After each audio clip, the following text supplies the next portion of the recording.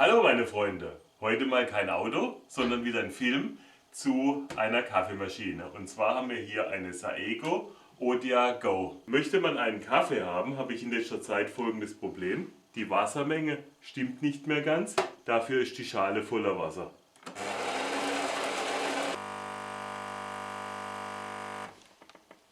So, ihr seht, da kommt zu viel Wasser in die Schale und der Rest ist auch meiner Ansicht nach zu feucht. So, und ihr seht, hier tropft das Wasser auch ab. Da läuft Wasser raus und von da oben tropft Wasser ab. Erste Hilfe bei sowas ist natürlich immer erstmal die Brühgrube reinigen. Brühgrube spült ihr gründlich unter Wasser aus. Da müsst ihr auch mal diesen Hebel hier hoch und runter machen, dass man da überall den Dreck rausbekommt. Und dann seht ihr hier ein ganz großes Problem. So, hier hat jemand diese Überlauföffnung seit langem nicht mehr gereinigt. Ich komme nicht, seht ihr? Jetzt kommt der Kabelbinder erst durch. Das müssen wir erstmal alles sauber machen. Hier stochert er immer schön mit dem Kabelbinder durch.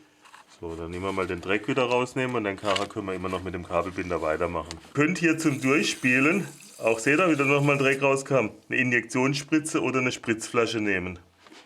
Probieren wir mal, ob die Reinigungsaktion alleine reicht.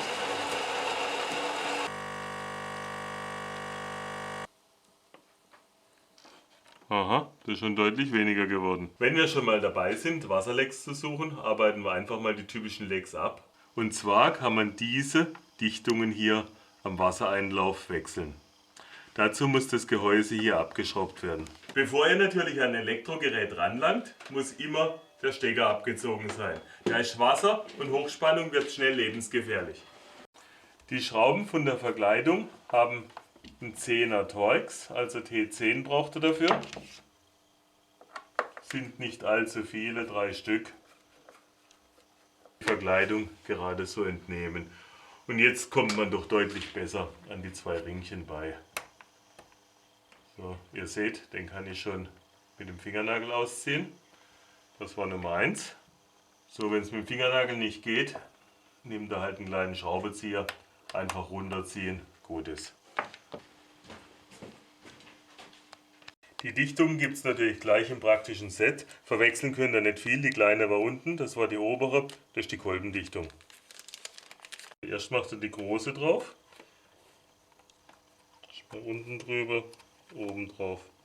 Bevor ihr die Ringe drauf macht, putzt ihr natürlich unter den Ringen ein bisschen. Und dann kommt der Ring einfach so einsetzen und mit ein bisschen Schwung drüber ziehen. Aufpassen, dass euch nicht durch die ganze Werkstatt flutscht. Jetzt ist der Einlauf wieder überholt für die nächsten Jahre. Wir können die Blende wieder drauf machen. Putzen wir natürlich auch gleich ein bisschen ab. Diese Nut machen wir natürlich auch schön sauber. Wenn er den Deckel jetzt ansetzt, der hat da oben eine Nase. Das heißt, der wird von unten hochgeschoben und dann ein. Die beiden Schrauben kennt ihr ja meine Theorie. Solche Kunststoffschrauben immer erst ein bisschen rückwärts drehen, bis sie ein Gewinde finden. Und dann gehen sie nämlich ins alte Gewinde. Neue Gewinde macht er nur 2 Mal, dann geht nichts mehr.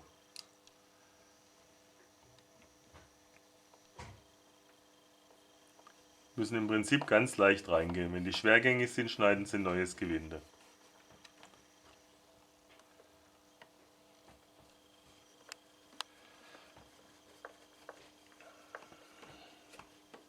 So, hier ist die Nummer mit der Kolbendichtung die gleiche. Hier einfach hochdrücken, oh, die hat es wirklich hinter sich. Die ist zwar noch flexibel, aber irgendwie dichtet sie nicht mehr. Dann müsst ihr hier die Nut gründlich reinigen.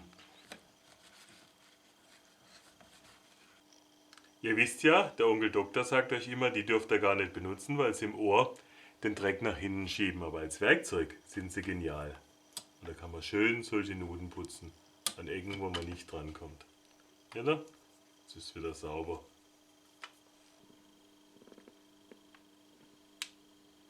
Die neue Dichtung macht dann natürlich auch gerade wieder so drüber.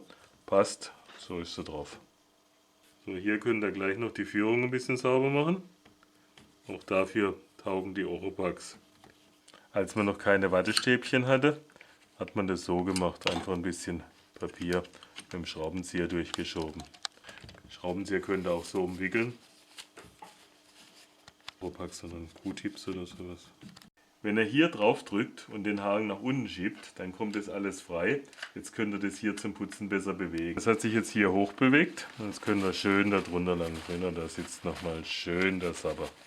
Um diesen Filter da auszubauen, sind hier Rastnasen. Dann drückt sich das Teil nach unten weg, aber da stehen wir oben an. Deswegen muss oben erstmal der Einlauf weg.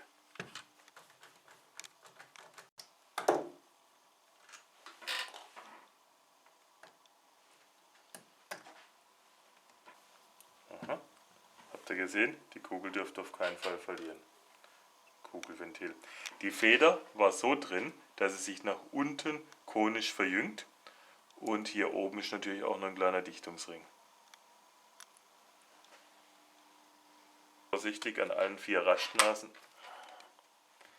nach unten bewegen. Und wir haben es raus. So, hier. Ein bisschen verstopft ist das Sieb natürlich auch. Und die zweite Möglichkeit ist, dass hier unten, ihr seht das Loch, hier was verstopft ist und die Kugel dann im Sitz nicht mehr richtig abdichtet. Also das gründlich reinigen. Männer putzen so.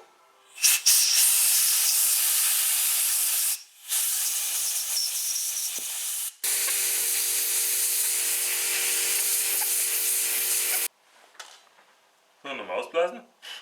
Schmeckt der Kaffee nachher besser?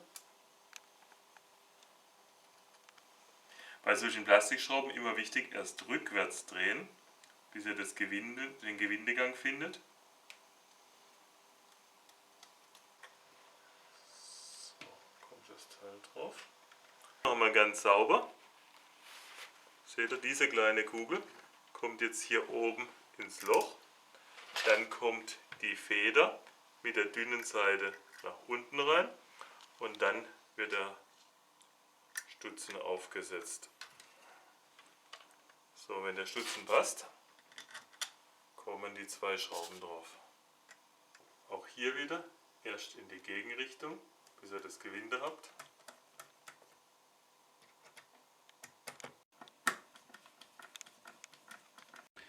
Damit es nachher nicht quietscht, wenn der Kaffee kocht, muss auf die beweglichen Teile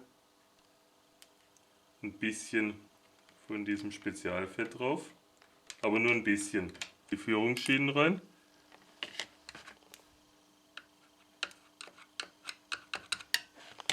Da gibt es natürlich auch eine zweite auf der anderen Seite.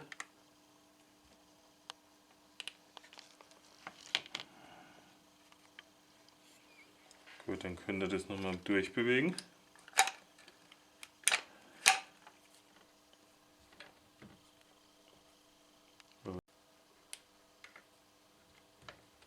Auf die neue Dichtung könnt ihr auch ein bisschen von der Schmierpaste drauf machen. Dann flutscht die besser am Anfang.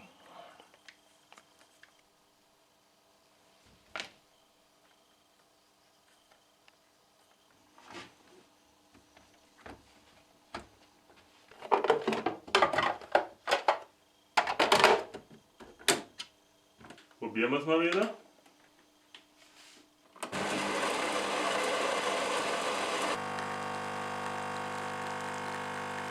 Schon ganz anders aus der Maschine. Schmeckt auch sicherlich viel besser. Schauen wir mal in die Schale. Wir haben jetzt so gut wie kein Wasser mehr in der Schale. Ein paar Tropfen sind normal, das ist unbedenklich. Und der Drester ist wesentlich trockener. So geht die Maschine wieder. Jetzt kann der Kaffee wieder schmecken. Also, tschüss, bis zum nächsten Video.